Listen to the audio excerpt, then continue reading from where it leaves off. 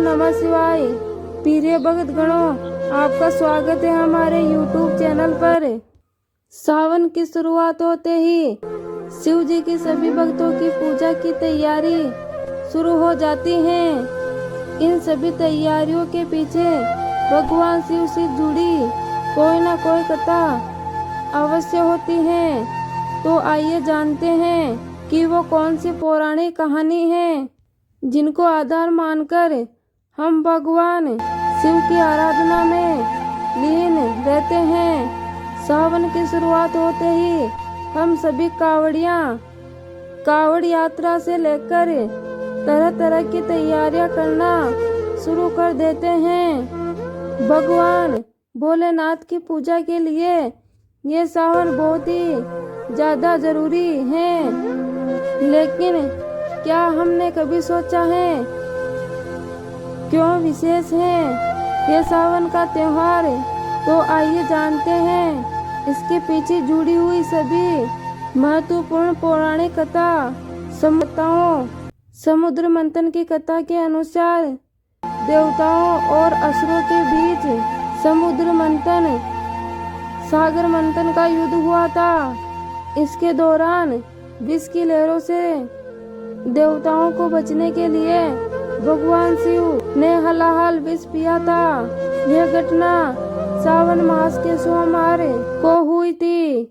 इस कारण से श्रावण सोमवार शिव भक्तों के विशेष महत्व होता है। सती और शिव का विवाह एक कथा के अनुसार महादेव और सती का विवाह भी श्रावण सोमवार को ही हुआ था। यह विवाह उनकी अनंत सत्यमयी प्रेम की प्रतीकता है।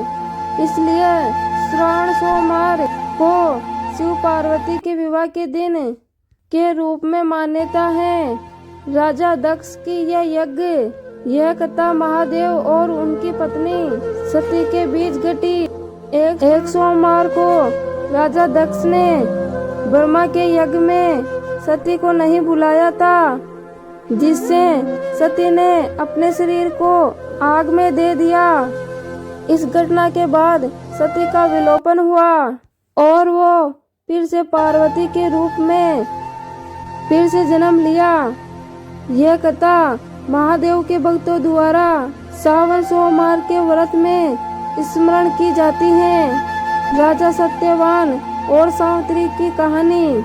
महाभारत के अनुसार राजा सत्यवान की मृत्यु विवाह के 1 वर्ष बाद ही निश्चित थी। उनकी समर्पित पत्नी सावित्री ने अपने पति के जीवन को बचाने के लिए प्रत्येक श्रावण सोमवार को कठोर व्रत किया। उसकी अटूट भक्ति और समर्पण से प्रभावित होकर मृत्यु के देवता भगवान यम उनके सामने प्रकट हुए। सावित्री ने अपने पति के जीवन की याचना की और भगवान यम ने सत्यवान को पुनर्जीवित करते हुए उसकी इच्छा पूरी की। मार्कंडे की कहानी।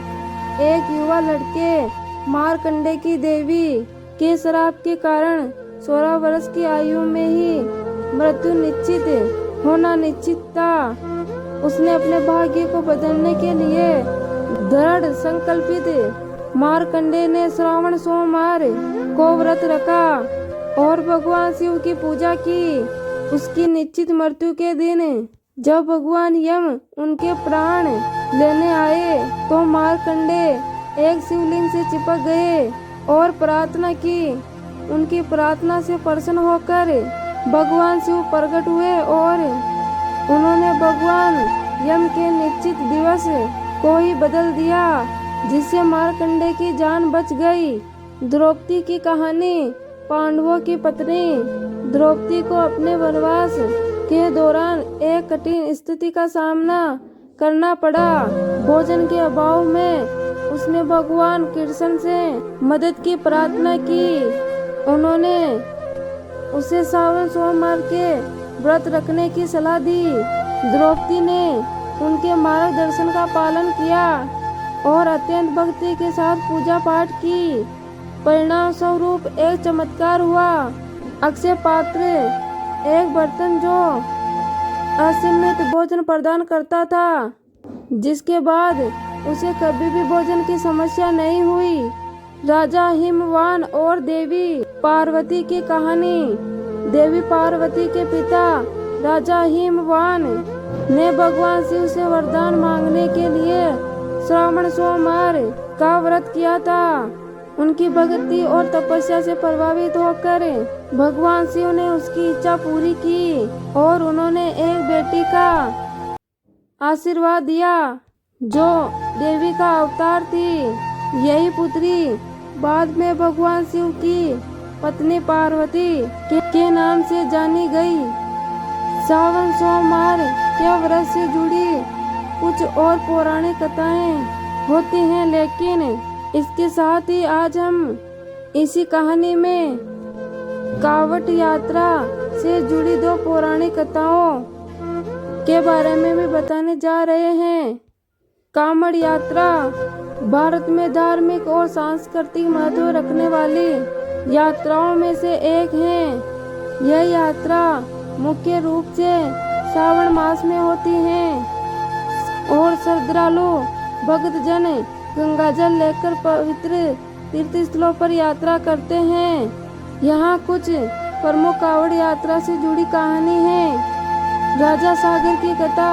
इस कथा के अनुसार राजा सागर ने अपने 60,000 पुत्रों की श्राप के कारण मृत्यु हो गई थी, जिस कारण उन्होंने कावड़ यात्रा का आयोजन किया था ताकि उनके सभी पुत्रों को मुक्ति मिल सके। परंपरागत कथा अनुसार भगवान शिव ने इन्हें अश्वत्थ वृक्ष के नीचे गंगाजल चढ़ाने का आदेश दिया था, जिस कार्य के बाद उनके सभी पुत्रों को मुक्ति मिल सकी। इसलिए कावड़ यात्रा में भक्त जल की प्राप्ति करके श्राद्ध की करते हैं। सूर्यवंशी बलवीर की कथा। इस कथा के अनुसार बलवीर एक शिव भक्त थे और वे गंगा जल लेकर कावड़ यात्रा करना चाहते थे, लेकिन एक असुर ने बंधक बना लिया, जिसके बाद उन्होंने भगवान शिव की तपस्या की और इस बंधन से मुक्ति प्राप्त कावड़ यात्रा को पूरा किया। यही सब प्रमुख कारण है जो भगवान शिव की भक्ति और आराधना के लिए भक्त का मनोबल बनाते हैं। भारत में प्रत्येक वर्ष हम इनकी आराधना के लिए सावन माह के शुरू होते ही सभी तैयारियां शुरू कर देते हैं। तो मेरे प्रिय भक्त गणों, वीडियो कैसा लगा कमेंट बॉक्स में हर हर महादेव जरूर लिखिए।